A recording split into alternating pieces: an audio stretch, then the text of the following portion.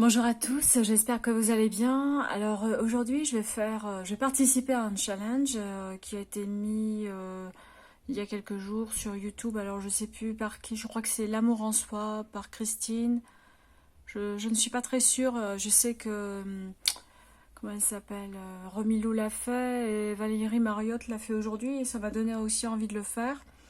Donc j'en ai sélectionné 5 parce que c'est un peu compliqué puis j'avais pas envie de mentir parce que je sais qu'il y en a que je n'utilise pas souvent mais je les utilise quand même. Alors j'ai vraiment pris les tarots ou oracles que je n'utilise vraiment pas du tout. Mais vraiment quand je dis jamais, c'est vraiment jamais. Je les ai de côté et voilà, et pour diverses raisons.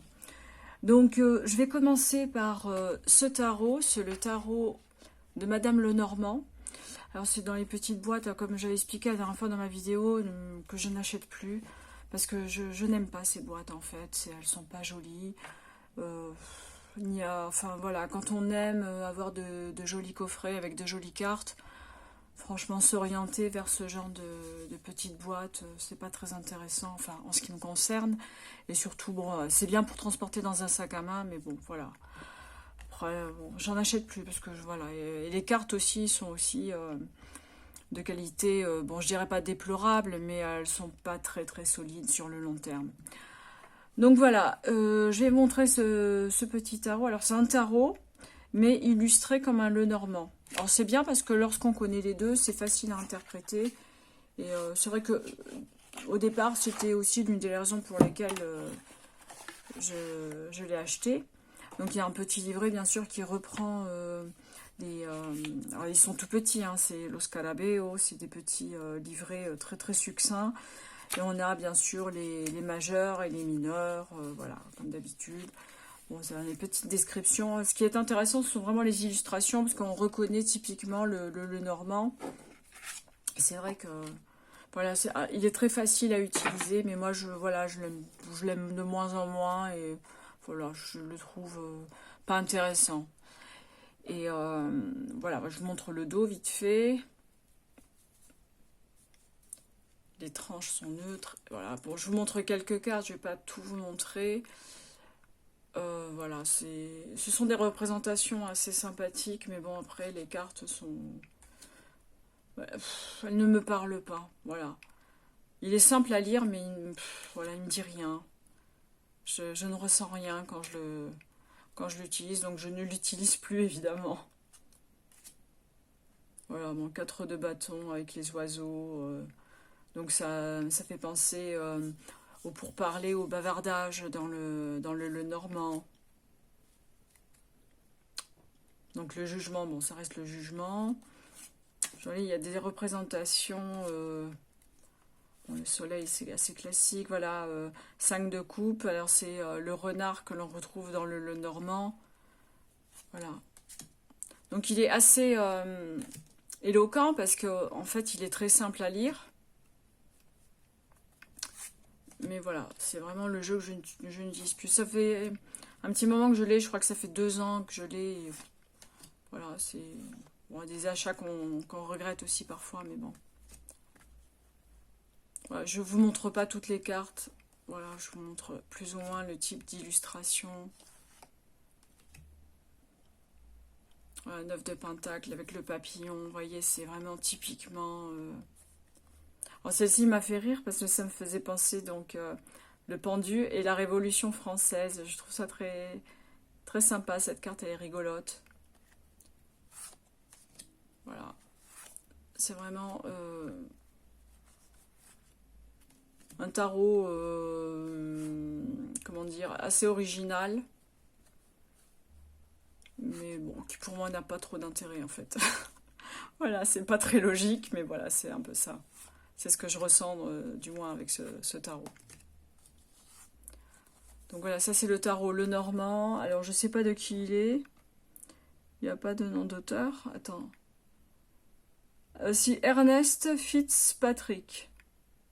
Voilà. Donc d'un point de vue artistique, c'est pas moche, mais voilà, c'est pas non plus...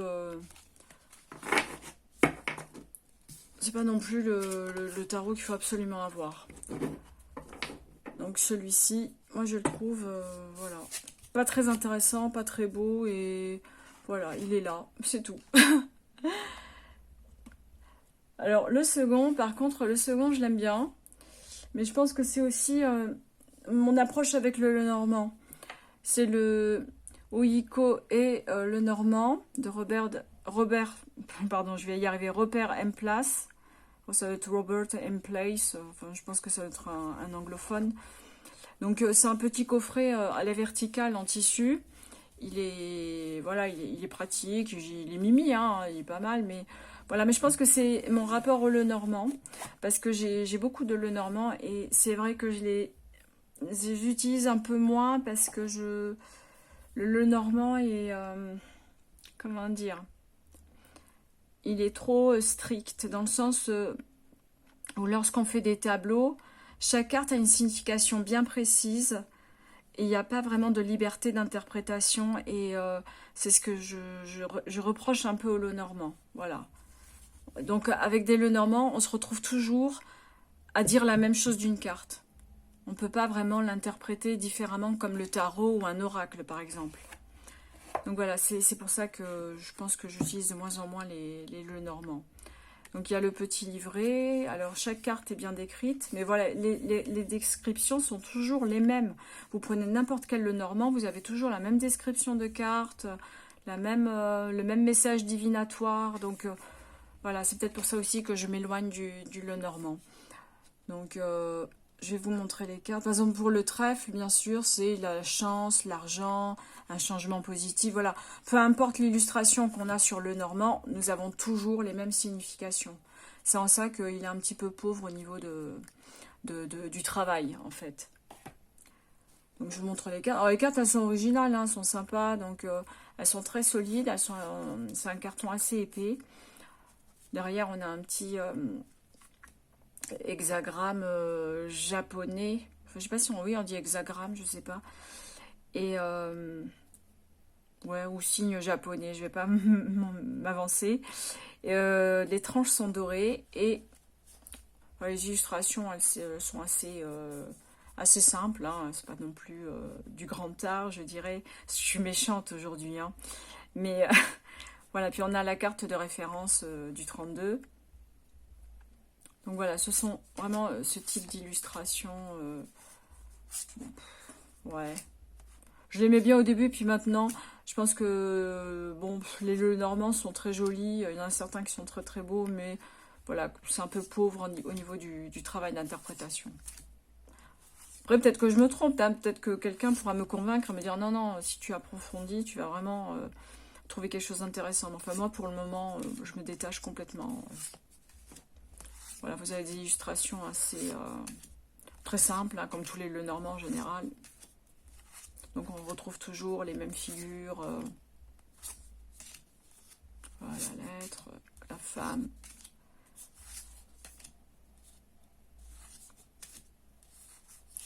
Donc voilà, hein, ça fait partie des jeux que je n'utilise plus. Il est là, il prend la poussière. C'est tout. Je le prenais parfois en déplacement avec moi, je le prenais avec moi. Et puis là, comme je prends le tarot steampunk, je le prends plus, celui-ci. Et puis je prends plutôt, comment ça s'appelle, le Keeper. Ouais, j'aime beaucoup le Keeper. Le Keeper, il est un petit peu comme le Normand, mais je trouve qu'il est plus intéressant. L'illustration est plus enrichie, et j'aime bien le Keeper. D'ailleurs, Alexandre Musruc avait fait un Keeper très très sympa. Il faudrait que je vous le montre. Il est vraiment très très joli. J'avais acheté les deux coffrets. J'avais acheté le Normand et le Keeper. Alors j'ai vraiment une préférence pour le Keeper, et je trouve ça vraiment génial. Je vous le montrerai lors d'une revue. Ensuite, le suivant, c'est un très très joli tarot.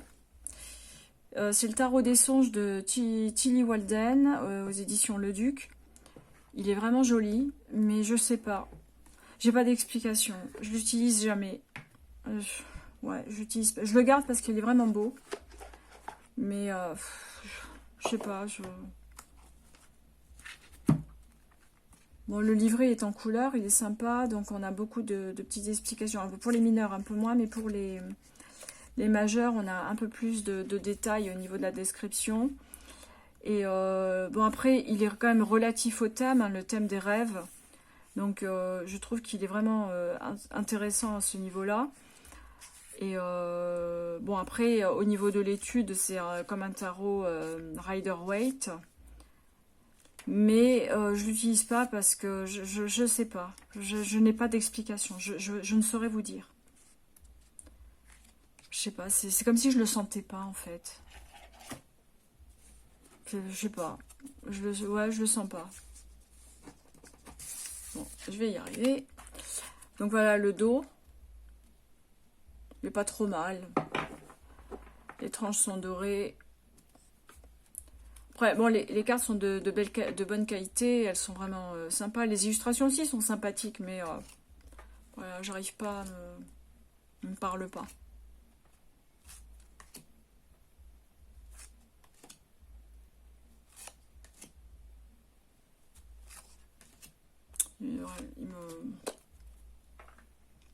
Pardon, je me recadre un peu. Au même moment, il y avait le tarot des divinités qui était sorti aussi, mais je trouvais que les graphismes étaient très très mauvais, enfin de très mauvaise qualité, même limite flou. Alors je l'ai pas pris, hein. J'ai dit non, je vais pas non plus prendre un tarot juste pour l'acheter. Mais celui-ci me plaisait au départ, hein. Je l'avais acheté à Clermont-Ferrand quand j'étais en déplacement là-bas. Et voilà, maintenant, ouais, il ne me dit plus rien. Pareil, il est sur l'étagère.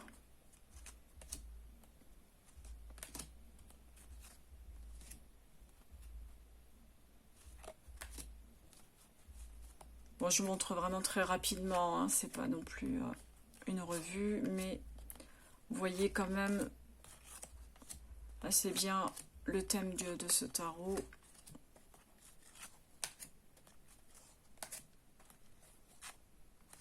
Voilà, c'est vraiment un tarot très très coloré, très pinky, hein. Enfin, il y a beaucoup de roses, mais bon, tant pis pour lui. Ou pour moi, peut-être. Il n'a pas trouvé sa place dans mon cœur. C'est dommage. Attendez, je débarrasse pour avoir un peu de place. Alors, le suivant, il est magnifique, mais c'est parce que je ne comprends rien. Mais je l'admets, vraiment, je ne comprends rien à cet oracle. C'est l'oracle des êtres fantastiques. Il est de Stéphanie Pajot, je crois. J'arrive pas bien à le lire. Ouais, ça a l'air d'être Pajot. Et il est très très beau. Mais vraiment, il est splendide. Mais puis la boîte à l'intérieur est très jolie, hein. C'est un verre très sympa. Alors,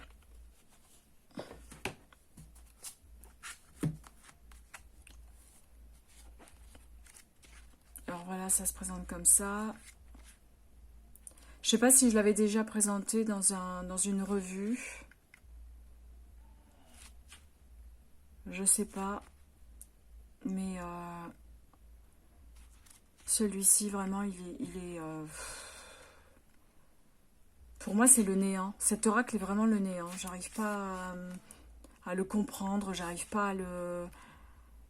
Même les textes, je ne les comprends pas. Peut-être que je n'ai pas les clés de compréhension de cet oracle. Alors, je vais vous montrer les cartes. Le dos est très joli. Enfin, moi, j'aime bien.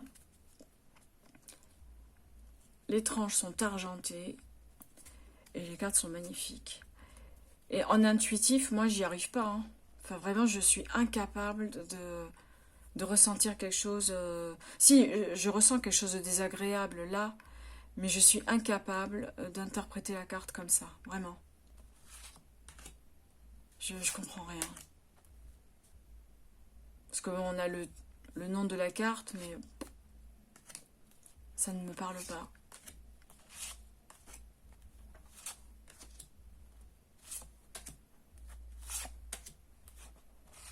Pourtant, il est beau, hein.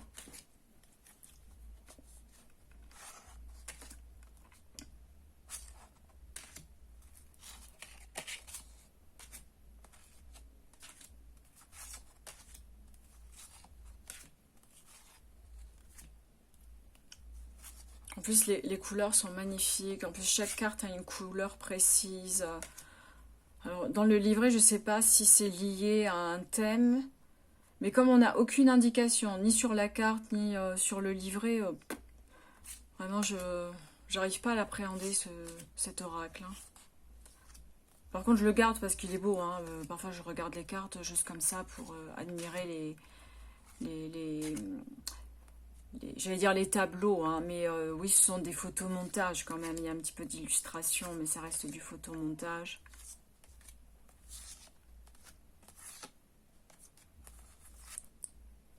Voilà. Cet oracle, vraiment, voilà. Si quelqu'un l'utilise et le comprend bien, bah, faites-moi un signe, vraiment. Hein. Ou s'il y a une clé de compréhension que je n'ai pas, n'hésitez pas à me faire un commentaire, me dire voilà, que c'est comme ça qu'il faut le lire, ou voilà, n'hésitez pas, vraiment. Hein. Je ne me vexerai pas.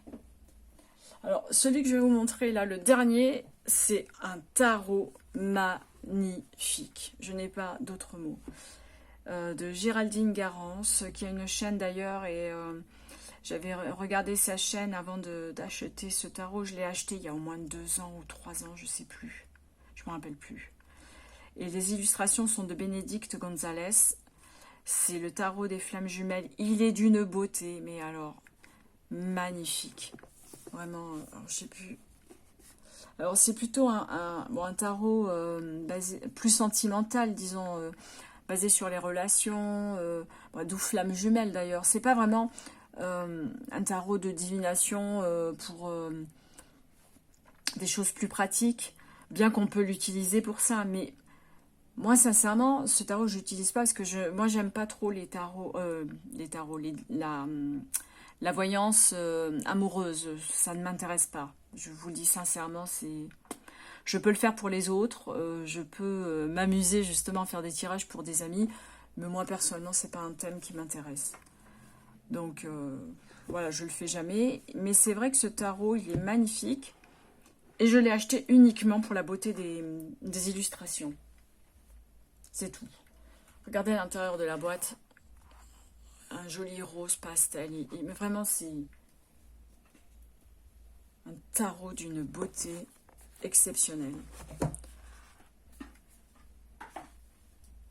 Donc, il y a le livret. Voilà, le livret est en couleur. Alors, il y a aussi, bien sûr, les majeurs et les mineurs. Et on a ensuite, voilà, les mineurs qui sont à la suite. Mais il n'y a rien vraiment qui les... Enfin, si, ce qui les distingue, c'est... comment dire, elles ont un autre nom, par exemple, As d'éther, Deux d'éther, tout ça. Mais au niveau des illustrations, moi, j'ai du mal quand même à faire une différence entre les majeurs et les mineurs. Je vous le dis sincèrement, vous le verrez au niveau des cartes. Je n'ai pas de ressenti. Hein. Je regarde ça, oui, c'est très beau. Mais ça s'arrête là. Le pochon est en coton rose et il est superbe. Bon, elles sont dans le désordre, hein, je suis désolée, mais de toute façon, ça ne change rien parce que les illustrations n'ont pas de chronologie, je dirais. Voilà, il est beau. Hein, ah oui, le dos, je ne vous l'ai pas montré. Regardez-moi ça. Le dos est magnifique. Les tranches sont dorées. Attendez, j'ai un peu de reflet parce qu'en plus, là, c'est en fin de journée, donc j'ai un peu plus de reflet dans la chambre. Et voilà. Ouais, elles sont magnifiques. Bon, j'ai l'impression de voir des photos de l'espace. Hein, mais voilà, entre les... Regardez, là c'est une majeure et là c'est une mineure. Ok.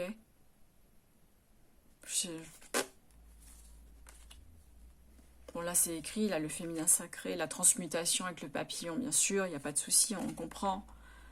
8 de fluide, le masque. Heureusement qu'il y a quand même quelques indications, mais après... donc j'utilise jamais. Puis comme j'ai pas envie de l'abîmer non plus, il y a ça aussi, hein, comme il est très très beau, j'ai vraiment pas envie de l'abîmer pour rien. Et Parce que je vous dis, hein, moi quand je fais des tirages d'amour pour mes amis, j'utilise l'oracle de l'amour aux éditions Trajectoire et j'en ai un autre, c'est Yinkin de l'amour. Voilà, celui-ci je ne le sors pas, je vous dis franchement. Bon, je vais essayer d'aller un peu plus vite pour vous montrer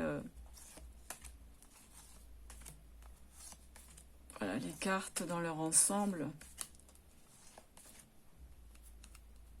Bon, voilà, le doute, 7 de fluide, bon ça oui. Mais moi, on me donne la carte comme ça, oui, je me doute que c'est pas un sentiment très très positif, évidemment. Mais voilà.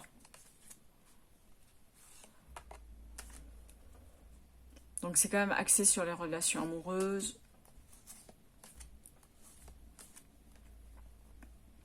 Alors, communication avec les éclairs, bon, moi je vois plutôt du conflit. Mais bon. Voilà, c'est vraiment un très très très joli tarot. Je vais un peu plus vite. Mais voilà, j'utilise pas. S'il y en a parmi vous qui l'ont, ouais, dites-moi si vous l'utilisez, qu'est-ce que vous en pensez. Je vais essayer d'aller un peu plus... Parce que bon, il y a quand même 78 cartes. Elles sont très grandes en plus. Voilà, je vous montre comme ça. Attendez, celle-ci. Connexion des chakras, bon, c'est...